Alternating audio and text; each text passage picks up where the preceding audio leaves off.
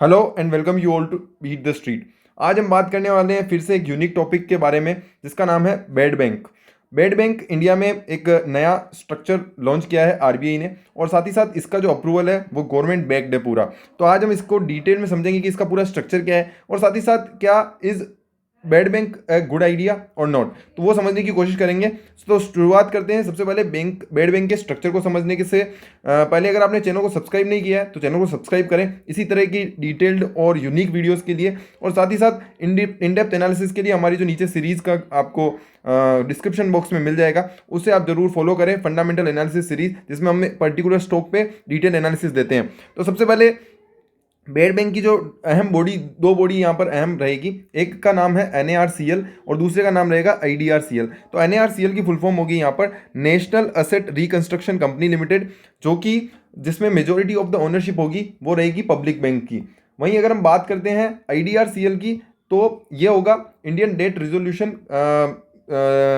Resolution company limited, जिसमें majority ownership रहेगी वो प्राइवेट बैंक्स की रहेगी। तो यहाँ पर क्या होगा, जो मेजर जो ओनरशिप और जो मेन पावर रहेगा वो NARCL के पास रहेगा। और साथ ही साथ इसमें क्या होगा कि जो जो भी हमारे प्राइवेट और पब्लिक बैंक्स के सबसे बड़े बड़े NPAs हैं, NPA मतलब कि जहाँ जहाँ पैसा आपका जो बैंक रिकवर नहीं कर पाया और वो पैसा काफ़ी टाइम से अटका हुआ पड़ा है, तो फिर क्या होगा कि वो जो ट्रांसफ़र कर दिया जाएगा NARCL को और IDRCL को, और वहाँ पर अब वो रिकवरी करेंगे और उसके बदले जो बैंक्स होंगे उनको पैसा मिल जाएगा, और वो बदले में यहाँ पर ओनरशिप खरीद रहे हैं NARCL और IDRCL की, ताकि जो क्या हो प्राइवेट और पब्लिक बैंक है जहाँ पर NPAs के जो इश्यूज हैं वो काफ़ी बढ़ते जा रहे हैं, वो यहाँ पर उनकी जो बैलेंस शीट है वो साफ हो सके, और साथ ही साथ गवर्नमेंट अपनी जो बैंकिंग इंफ्रास्ट्रक्चर है और बैंकिंग की जो इकोनॉमी है उसको थोड़ा सा क्लीनली दिखा सके। इसी के लिए पूरा स्ट्रक्चर तैयार किया गया है। इसमें क्या अटकलें लगाई जा रही थी कि NARCL और IDRCL ये दोनों जो संस्था है इसमें को ओनरशिप की जो लड़ाई चल रही थी, इस कारण ही यहाँ पर आरबीआई इसे अप्रूवल नहीं दे रहा था, बट अभी इसको अप्रूवल मिल गया है। इसमें जो मेन ओनरशिप का जो पावर रहेगा वो NARCL के पास रहेगा, और इसी कारण यहाँ पर अप्रूवल भी मिल चुका है। और साथ ही साथ इसमें क्या होगा कि अभी टोटल 38 केसेस हैं जिनको हाईलाइट किया है आरबीआई ने, गवर्नमेंट ने मिलकर, जिसको यहाँ पर सबसे पहले ट्रांसफर किया जाएगा NARCL को, और वो फिर क्या करेगी, इसमें 15% का जो स्टेक होगा, 15% का जो स्टेक है वो कैश टू कैश ट्रांसफर होगा। वहीं 85% की सिक्योरिटी रिसीट इश्यू की जाएगी। मतलब कि जैसे IPO आता है कंपनी का, उसी तरह क्या होगा कि सारा जो ट्रांसफर होगा, जो सारे जो बेड लोन्स हैं वो NARCL को ट्रांसफर कर दिए जाएंगे। NARCL की मान लो बुक्स में अगर 100 रुपये का लोन आ जाता है बेड लोन, तो क्या होगा कि 15 रुपये का जो रिकवरी होगी वो चला जाएगा आपका बैंक्स के पास। वहीं 85% की आपको सिक्योरिटी रिसीट इशू कर दी जाएगी, जो आपको इन फ्यूचर आपको जैसे जैसे ये रिकवरी करते जाएंगे उसके बदले में आपको पैसा मिलता जाएगा। तो इस तरीके का स्ट्रक्चर यहाँ पर 15:85 का रेशो रखा गया है, और साथ ही साथ आने वाले समय में इसमें इस तरह से रिकवरी की जाएगी। तो इनिशियली लेवल पर 15 केसेस को हाईलाइट किया गया है। 15 केसेस से यहाँ पर 50,000 करोड़ की जो टोटल असेट्स हैं, टोटल लोन है, वो यहाँ पर निकाले गए हैं। टोटल 38 असेट्स पहले हाईलाइट किए गए थे। उनका क्या हुआ है कि 38 असेट्स में बहुत सारे केसेस में से बहुत सारे केसेस हैं जो सिंपल हो चुके हैं और जो क्लियर आउट हो चुके हैं, तो उन केसेस को अभी छोड़ दिया जाएगा, और आने वाले समय में और बहुत सारे नए केसेस आएंगे जिनका यहाँ पर टोटल प्लान है। अगर टोटल प्लान की बात करें तो आप यहाँ देख सकते हैं 2 लाख करोड़ का टोटल ये प्लान निकल के आता है, जिसमें बेड बैंक में ये ट्रांसफर कर दिए जाएंगे 2 लाख करोड़ के लोन, और जो इसकी जो पूरी ओनरशिप रहेगी वो रहेगी प्रिंसिपल एजेंट ओनरशिप। तो जो NARCL है, जो मेजर जिसमें मैंने कहा कि पब्लिक बैंक्स की यहाँ पर जो अथॉरिटी रहेगी वो यहाँ पर रहेगी, प्रिंसिपल का रोल अदा करेगी। वहीं IDRCL जो रहेगी वो यहाँ पर अदा करेगी एजेंट का रोल, और प्रिंसिपल एजेंट के रोल में ये होता है कि जो प्रिंसिपल कहेगा वो एजेंट को मानना होगा।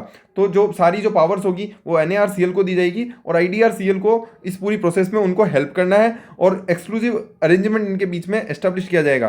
तो दिनेश खरा जो कि SBI के चेयरमैन है, उन्होंने ये पूरी जो स्ट्रेस्ड एसेट का जो वर्टिकल है वो SBI में खड़ा किया है, और इसके बाद आने वाले समय में इसको नए दिशा और आयाम मिलेंगे, जिससे कि इसमें जो भी हमारे कंपनीज और जो भी हमारे बैंक्स हैं उनके जो बेड बैंक्स हैं, बेड लोन्स हैं, उनको यहाँ पर रीस्ट्रक्चर किया जाएगा। रीस्ट्रक्चर का मतलब कि बैंक से वो निकल जाएंगे, बैंक्स को उसके बदले कैश मिल जाएगा और सिक्योरिटी रिसीट मिलेगी, और उसके बदले यहाँ पर जब भी पैसा रिकवर होगा उसको यहाँ पर बैंक को दे दिया जाएगा। तो बैंक ओवरऑल यहाँ पर बैंक की जो बैलेंस शीट है वो यहाँ पर सुधर जाएगी, और साथ ही साथ इसमें क्या होगा कि जो 100% गवर्नमेंट यहाँ पर क्या देगी बैंक्स को, जो 100% गारंटी यहाँ पर प्रोवाइड की जाएगी बैंक गवर्नमेंट के द्वारा। तो ये एक बिल्कुल नया और यूनिक कॉन्सेप्ट लॉन्च किया गया है, जिसके तहत क्या होगा कि बैंक्स यहाँ पर इसको देने में घबराए नहीं, और साथ ही साथ जो बैंक्स की जो प्रोविजनिंग है वो आने वाले समय में और क्लियर आउट हो सके, और साथ ही साथ जो टोटल हमारे अगर हम बात करते हैं ना कि पीएनबी हो गया, हमारा बैंक ऑफ बड़ौदा हो गया और एसबीआई हो गया, वहाँ पर काफ़ी टाइम से एक